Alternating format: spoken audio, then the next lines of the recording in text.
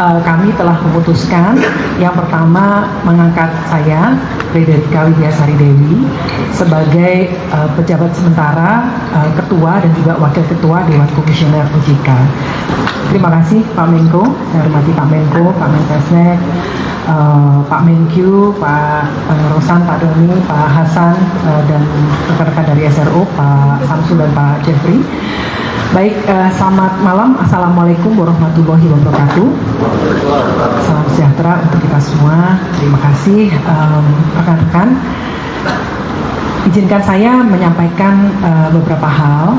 Yang pertama, sebagaimana teman-teman media ketahui, bahwa kemarin 3 anggota Dewan Komisioner OJK mengundurkan diri, yaitu Pak Mahendra Siregar sebagai Ketua Dewan Komisioner, Pak Mirsa Aditya Suara sebagai Wakil Ketua, dan juga Pak Inarno Jayadi sebagai Kepala Eksekutif Pengawas Pasar Modal, Derivatif, dan Karbon telah mengundurkan diri.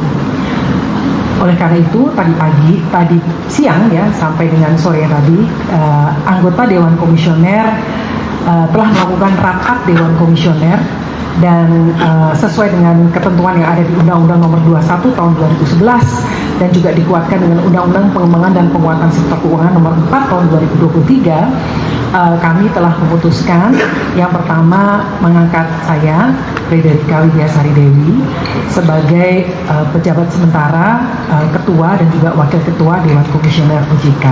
Sementara tugas kami sebagai Kepala Eksekutif Pengawas Perilaku Pelaku Usaha Jasa Keuangan Edukasi dan Perlindungan Konsumen juga tetap kami emban.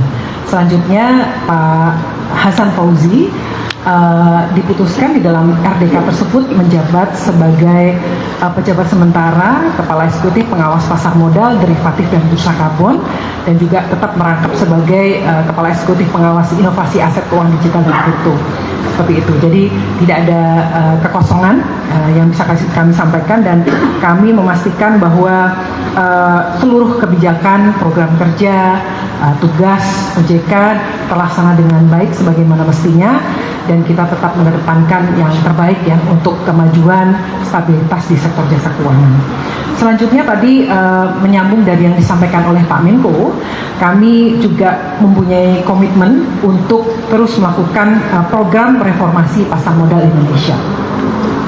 Dengan mencermati gejolak pasar yang teman-teman media juga amati beberapa waktu ini, dan juga concern dari berbagai pihak, kami OJK bersinergi dengan pemerintah dan juga seluruh stakeholder terkait akan mempercepat reformasi di pasar modal melalui pendekatan yang lebih holistik, mulai dari perbaikan kualitas emiten dan saham yang diperdagangkan, peningkatan literasi dan juga perlindungan kepada investor, terutama investor retail, serta penegakan hukum yang tegas dan konsisten.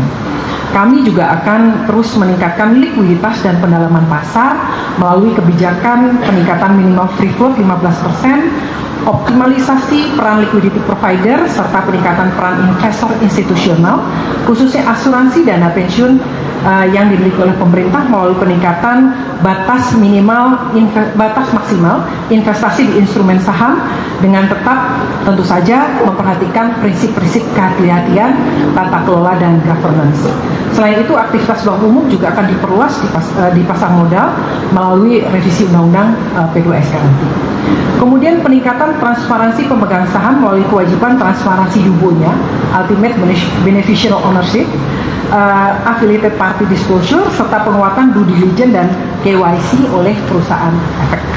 Kemudian penguatan pengawasan dan penegakan hukum dengan segera memulai penyelidikan goreng-menggoreng saham atau memanipulasi pasar yang disampaikan oleh Pak Menko secara masif, kemudian set the tone dalam penanganan kasus besar dengan penegakan hukum yang memberikan efek jera, serta penguatan pengawasan market conduct termasuk kepada para influencer.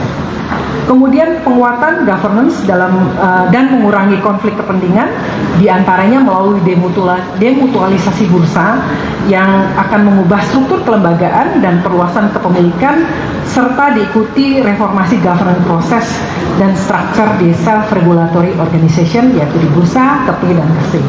Selanjutnya terakhir, kami juga menyampaikan komitmen OJK untuk terus bersama-sama ya kita memberikan bersama-sama menjaga pertumbuhan ekonomi, meningkatkan pertumbuhan ekonomi dan mendukung program prioritas pemerintah.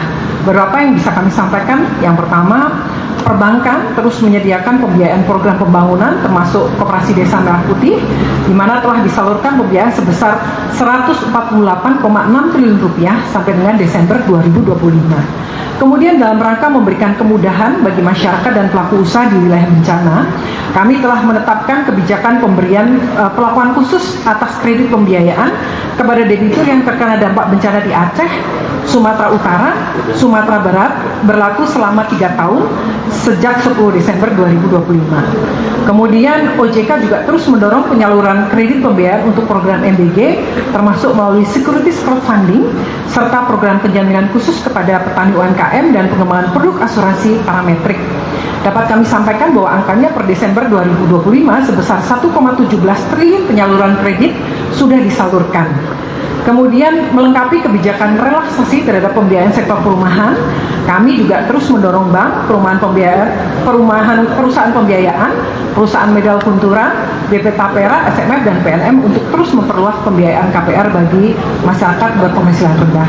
Dan terakhir, untuk meningkatkan kemudahan akses kredit pembiayaan kepada UMKM yang telah diatur melalui ketentuan OJK yang mengatur skema pembiayaan khusus bagi UMKM dan petani. Kemudian juga terakhir Pak Menko, pengembangan bursa karbon dalam rangka mendukung pengembangan nilai ekonomi karbon serta SRUK bersama kementerian terkait.